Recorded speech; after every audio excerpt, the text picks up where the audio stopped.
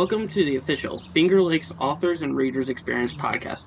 I am here with Darcey Calahan, an author who has written the book of topic today, X divided by Y. Uh, she has been a prolific author, writing a lot of romance books since her first published book at the age of 16. Today, hello, Darcey Calahan. How are you? And thank you for having me. Yeah, uh, welcome and thank you for coming in. So I like to just jump right in, but first I like to actually ask a little bit about you specifically. Is there anything you would like to people to know about you or anything like that? Oh, let's see. I've always been involved in the animal field, so pet stores, kennels, humane societies, veterinary hospitals. I always put animals in my story, so I tend to gear my books a little bit towards animals. It's rare if I don't have some kind of pet or something going on in there. I'm a romantic at heart, so all of my stories do lean towards either straight out romance or at least a love story. Even your everyday action adventure movie always has some kind of love interest budding in it because they really want to get women involved in the story. I grew up with Steven Seagal action adventure movies, and they always had a woman who would tag along and he would always protect. So Mhm. it's just kind of natural to me to always want to gear that way. Um, I'm happily married. I have dogs and cats. Um, and we love traveling. We love renovating our house. We have a pre-Civil War house, so it's been interesting with all the idiosyncrasies in it. But yeah, that's kind of me in a nutshell. That's great. Yeah, but I read that on your website about the animals, and it's really interesting of that because I remember one of the um earlier works that I was doing a podcast for it was actually someone who worked in an animal sanctuary back in high school. And yeah, like I actually ended up going in there for some research, checking it out. It's really interesting. Yeah.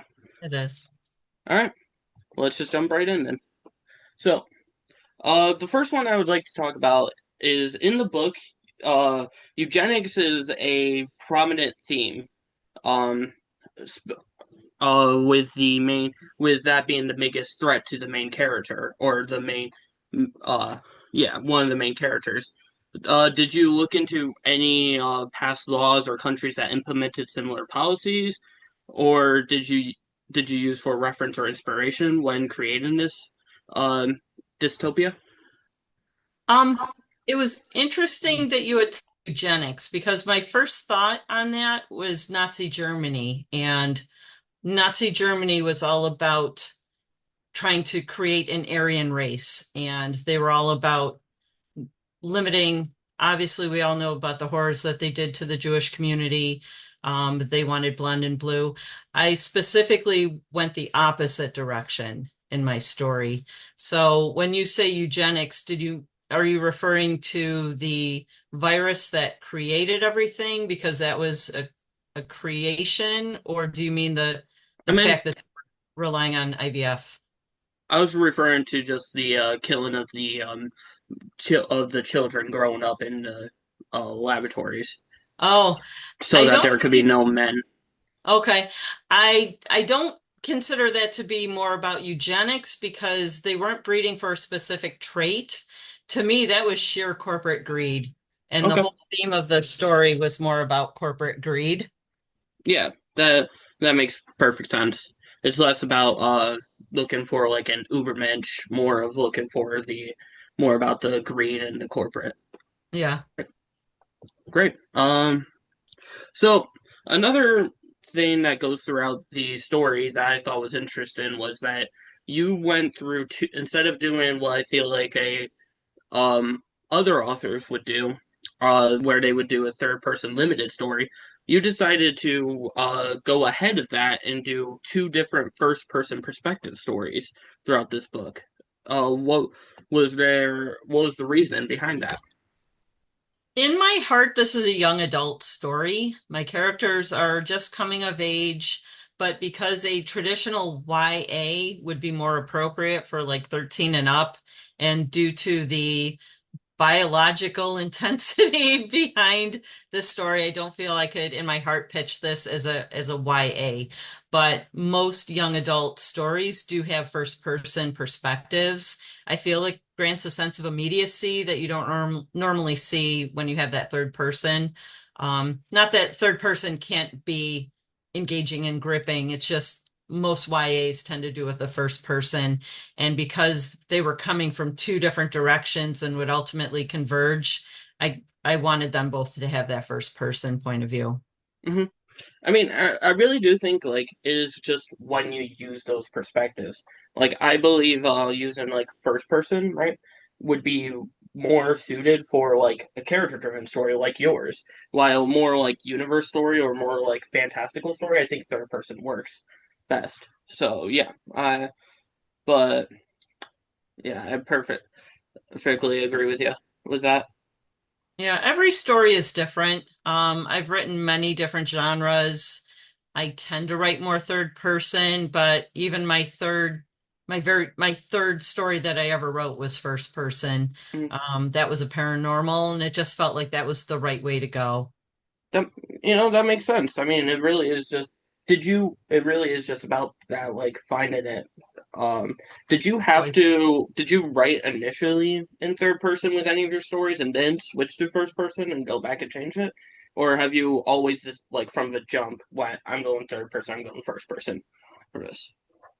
Um, there's one story I haven't published that I think I'll have to change if I pursue it. I think I'll have to change that from first to third person, but I haven't really delved back into it, but that might be one I have to change. If I do feel that it's the wrong point of view, I usually know pretty quickly. I would know within the first chapter or so that if it's not sitting right, and then I have to change it. Okay. Yeah. Um so for what's your writing process like? Did you use any like the three act structure, Save the Cat, Dan Harmon story structure, anything like that? Um, I am of well, there's two persuasions of writing that are well known in the writing community. We have the plotters, and those people know exactly from start to finish how the story is going to go. They can write their notes on sticky notes, put them on a wall, they can rearrange it to build tension. I am not that person. I am chaos 100%. We call ourselves pantsers because we write by the seat of our pants. Um, so I don't really have a plotting like the three act structure. I kind of go instinctively by it, but I never know where the midpoint's going to be. I could say, oh, this is going to be a 50,000 word story and it's 87,000 words. So I never know where that midpoint's going to be. I just kind of write by feel. As far as Save the Cat, I definitely love the Save the Cat thing. Hopefully, since I know you read the story, hopefully you felt that both of the characters in that first chapter, as you met Philly and as you met R78, hopefully you felt that they were likable and you were vested in what happened to them. Mhm. So I do try to make those opening scenes emotional so that people feel like this is someone I need to root for or care about at some point, care about what happens to them at some point. Um, and as far as how I would write the entirety of the story, I tend to follow Joseph Campbell's Hero's Journey. The one you had just mentioned, I think, is a spinoff from that, but I'm a big believer in the hero's journey. I actually have a clock on my wall that has all of the points to hit. And sometimes if I'm feeling like the story's floundering, I'll just look at the clock and I'm like, oh, I need to be at the approach. Okay, now I know how to delve in. Okay, this is where I gotta go. Oh, definitely. Yeah. I mean, like I'm always that way. Also, like I have like a when I'm writing. Now I am more of a plot pointer, but even then, when I do plot, I end up always going somewhere where I don't like think it. So like it's really like you can plan ahead. You can plan like as much as you want, but like if you don't, but you always end up somewhere you didn't expect, right? Hmm. Yeah. The So, characters evolve. I think also as you start writing and you get to know the characters, they might develop an idiosyncrasy that can affect something down the line. So I think a lot of it is just an evolving process. I think even hardcore plotters probably don't see little idiosyncrasies or something that turns out to be crucial. It's like, geez, this character's friend gave them something and this could have symbolic meaning at the end, but that wasn't in my plotting note. So I think just as stories develop, mhm. people live their lives, they're out meeting people, talking to people, they could absorb something that filters into the story. So even a diehard 100% plotter, I would still think would come up with things that would. Now, as far as dystopian novels, no, this was more just like living in what feels like a dystopian world right now. Um, Honestly, in 2022, when Roe v. Wade got overturned, and I started hearing the outcry from all these women whose lives were now going to be in jeopardy, and across the globe in South Korea, the women were starting the 4B movement. I don't know if you're familiar with that. I am. Okay. So I just started kind of putting those two together. I'm like, okay, we have one side of the globe that is literally breeding out men because they're done with the authoritarianism, they're done with this regime and the aggression and the patriarchy, and they're just done. And now we have women in this country who are terrified that they could die in childbirth or bleed out in parking lots because Roe v. Wade's been overturned. And it just got me thinking, what would the world be like if women were in control? Mhm. Yeah, that's really interesting, and that does actually answer one of my upcoming questions, like what inspired you for reading this? Yeah, or writing this rather. Um, I can expound on this too. uh, yeah, go ahead. Okay. The other thing was pretty much every time Ron DeSantis opened his mouth and started denigrating anything that would help women, I just started throwing it right into the story. I'm like, what's he up to over there right now? So it's like he cheered Roe v. Wade. I'm like, I'm going to write a world where women are in control. He wants to subjugate women. I'm putting in a gender swap where men are subjugated. He's anti-IVF. I'm going to create a world that relies on it to survive. He hates homosexuality. I have a world where that's the only option. So I just sat there and I just started checking the boxes. Like, I'm going to get this book banned in Florida. I hate that guy. I don't know. He's so annoying because like he was born to such privilege and he doesn't understand what it's like to be like not like that, and I just despise that. Yeah, I It was mean, just such a comedy. I don't want to say a comedy of errors. It's a comedy of evil. And I just had to channel that somewhere. It's just been so much brewing for so long, and it's just getting worse every single day. And I just needed to have an outlet for it. yeah, I mean that. I feel like a lot of people do that. I mean, it reminds me a lot of a lot of the stories from the '90s during like when we were in that like high political area and stuff like that. Of like a lot of the entire almost like there's a I'm having a hard time thinking of it. Yeah, no, I'm having a hard time remembering the name, but I'll post it somewhere after this. But I remember there was this story about a story about when straight people or people in heterosexual relationships are were not allowed to get married, not allowed to be in public together, while gay relationships were prioritized. And I remember reading that. It was really interesting. Hmm, I haven't heard of that. Yeah, it was back in the '80s, and actually the guy who published it, like he's a big publisher. He ended up getting really into this big controversy, and then yeah, he ended up having a debate that I've watched, and it's a really good story. Cool. You should check it out because when I was reading it, it really reminded your story. It really reminded me of it. Hmm. Yeah, I'll look for that because it's not ringing a bell. Did you have any worries when writing with the third person? I mean, excuse me, the first person of two first persons. Do you have any worries of like rapidly switching from the perspectives? And did you have to fix anything with that or work on anything with it when writing? No, I don't think so. Usually in my romance novels, I every chapter I switch points of view anyway. So switching chapter to chapter, that's kind of what I do. Yeah. And just being in the first person point of view, it's just a matter of making sure I stayed in first person, but no real concerns on that. Okay. Yeah. I mean, that's that's fair. I mean, if you're like really well done at it, I mean, I know like for me, if I'm writing from those, like if I'm writing, I always get stuck in my head. I'm like, no, this won't work. So I got to go back, even if it does work, and I'll even show it to like my colleagues and stuff like that, and they'll be like, no, this actually sucks, or no, this actually is good, and I'm like, okay, that's good. um, We all have those days. yeah.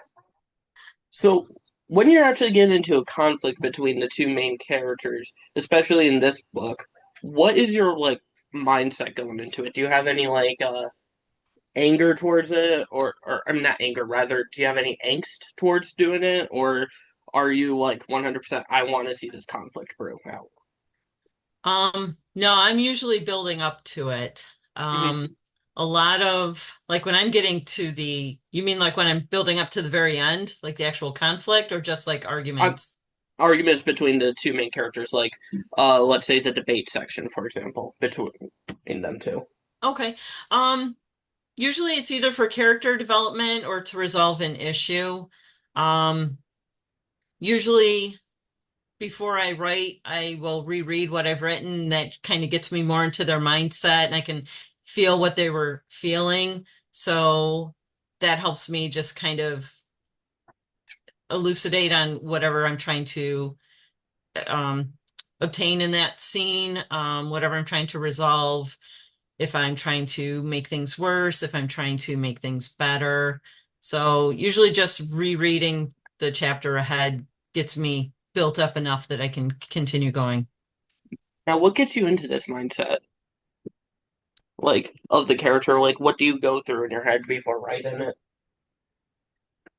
Um, I mean, usually I have an idea of where the story's going. A lot of times, even at work, I'm chewing on the story, just letting it mull in the back of my head. So, even if I haven't been writing for a few days or a few weeks or whatever, it's usually I'm kind of mulling it over. Some scenes take longer, but like when I'm getting to like the actual climax of the story, that's when it's more of a like a rolling movie in my head, a choose your own adventure kind of deal. I'm like, well, if they drop the MacGuffin, what happens with it? Does it roll away? If it rolls away, who picks it up? If it rolls into a crack, now what's going to happen? If that scene doesn't work, okay, let's back up that movie in my head. So they don't drop the MacGuffin. So now are they fighting over it? Are they running together? Okay, they're teamed up. So now are the bad guys after them? If not, where are the bad guys? So it's usually just a continual movie in my head. And then I just kind of document the scene. It it's like playing a video game where where you hack it, where you're hacked into the video game, so you can just go back every time. Yeah, yeah, rewind time, back it Yeah, up. Okay, try again. uh, yeah. I mean, I always, whenever I write, that's like what I'm thinking of. I always think of the character like a video game player character that I'm Yeah, playing. Yeah, yeah. so that's always really interesting to see it. Oh, when you read, like, well, what like what images pop up for your characters? Are they like people you know in real life, or are they actually original like people that you think of in your head? As far as Philly, in my head, I kind of formed her after Ahsoka Tano, if you're a Star Wars fan. Um, but if you're Okay. not a Star Wars fan, if you like Game of Thrones, you have the Targaryens. So with the darker skin, pure white hair. But Ahsoka Tano was kind of my picture that I kept on my screen so I could visualize her. That because that is really interesting. then because I remember you were talking about like the skin color of the characters. Did that Mhm. have anything to do with it? You looking at Ahsoka because she is like a little browner, isn't she? Every character in the book is a person of color, and that Yeah. was deliberate, except for Gigi and Grandma. Mm, But the whole Um, so if we back it up to COVID, like when COVID first started, I'm talking like the first couple months before it had even made it across the pond to this country, they were finding in Italy and Spain and I think Greece that it was disproportionately affecting people with darker skin. mm, And they were trying to test the virus, and they found that people with a higher melanin had a protein that was more susceptible to the virus. And I kind of took that science at the time, and once it crossed the ocean, it got here. I think it was more heavily affected on people of color, more from socioeconomic status and lack of availability to vaccines than it had to do with protein. I don't know. I'm not a scientist, but mm, I took that kernel that they had where what if the protein was actually what prevented people of color from being harmed by this? And if you go way back in our DNA, every single woman carries mitochondrial DNA that dates back to an African woman in like basically Eve. So every single human being on this planet is evolved from someone in Africa. mm, So we are all mutations. So if we all go back to our DNA, we are a person of color. And I figured since that was our core to begin with as a race, then what if that's what happened to get us back to our default setting, basically? So that was playing in my head when I did it. So in this story, we had two Caucasian people. Everybody else was a person of color because the only males who could contribute that had survived were people of color. mm, mm. Yeah, no, I mean that's really interesting. When you were writing that, were you afraid of, did you like talk with people of color? Were you afraid of doing anything stereotypical? Um, I'm terrified that someone is going to say I did a really terrible job on on this. Um, I don't have a lot of people of color that I know well. I Yeah. just just my upbringing and where I live, it's unfortunately, I don't have a very diverse area around me. I don't have a very diverse workplace. Um, so unfortunately, that's the reality of the story I wrote.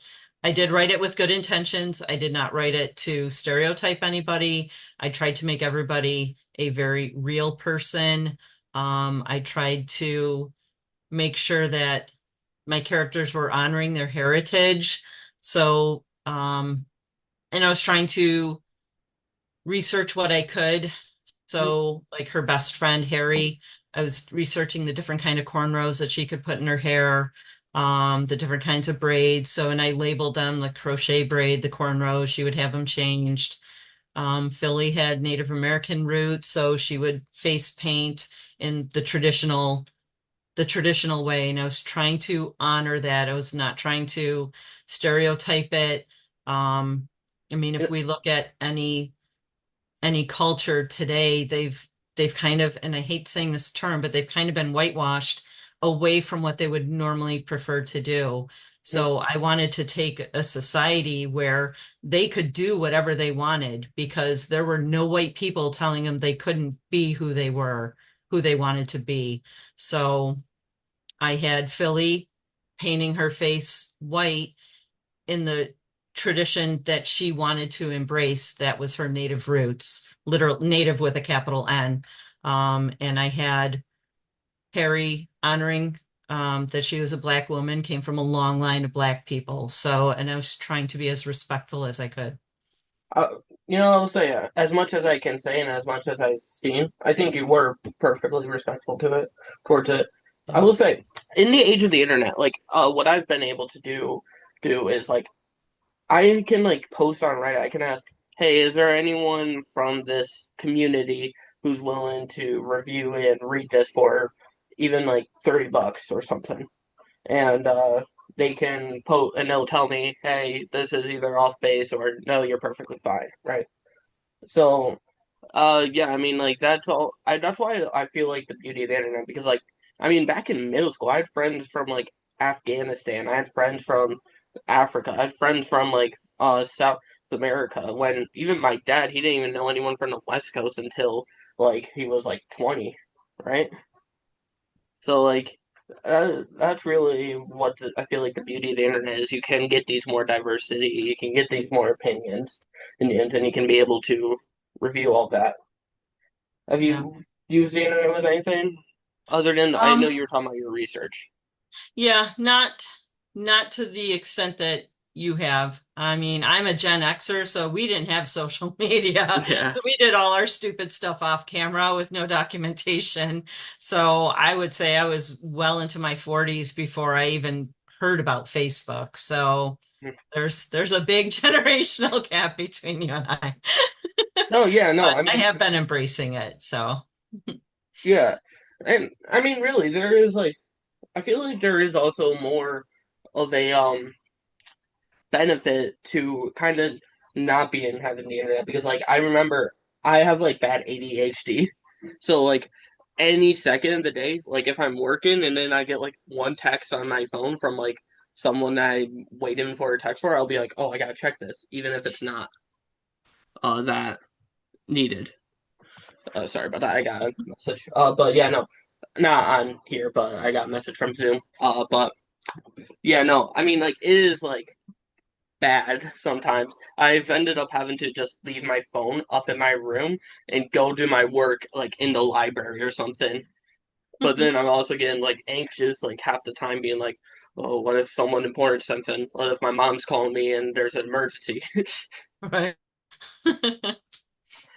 Yeah. Uh, yeah.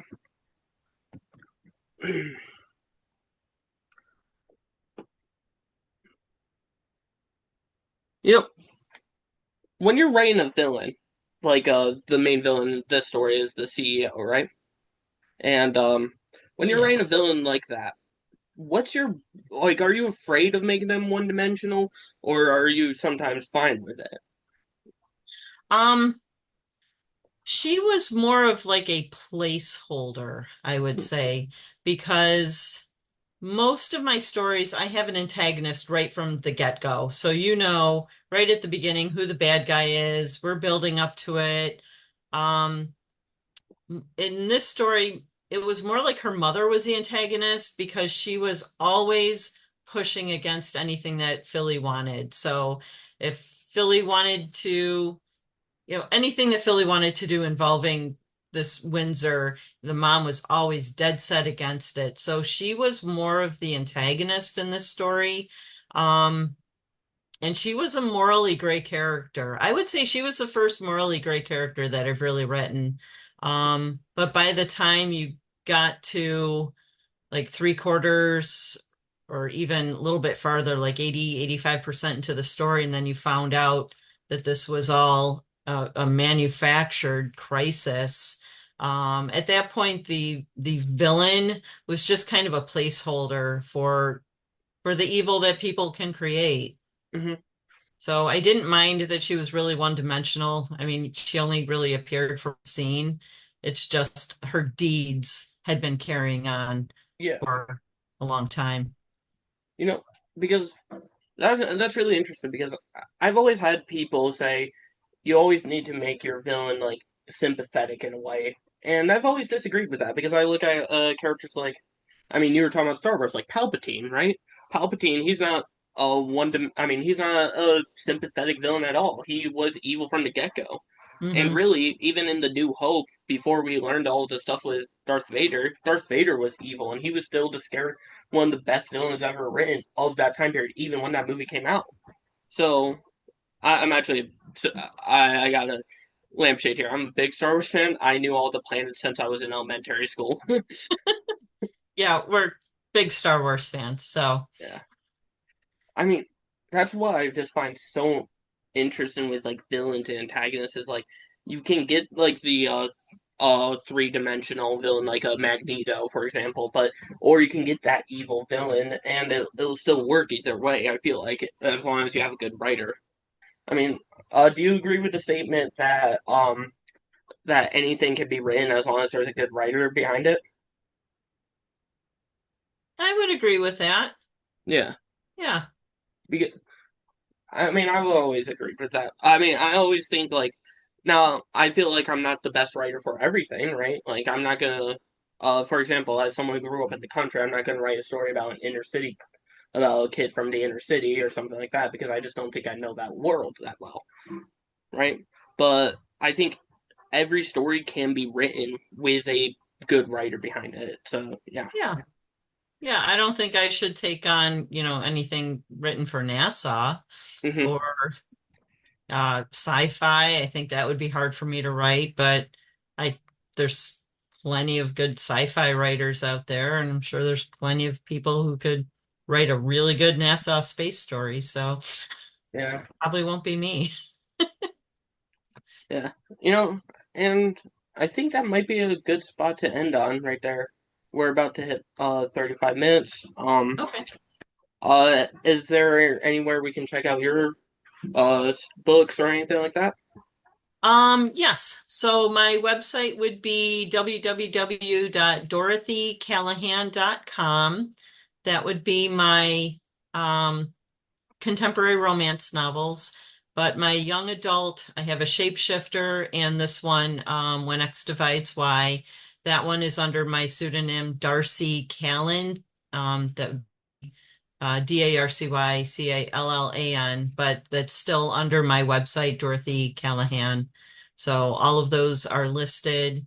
I'm available pretty much anywhere you can buy ebooks, and any place that you can buy paperbacks, those should be available there as well. Great. This has been a good interview, and yeah, thank you. Thank you.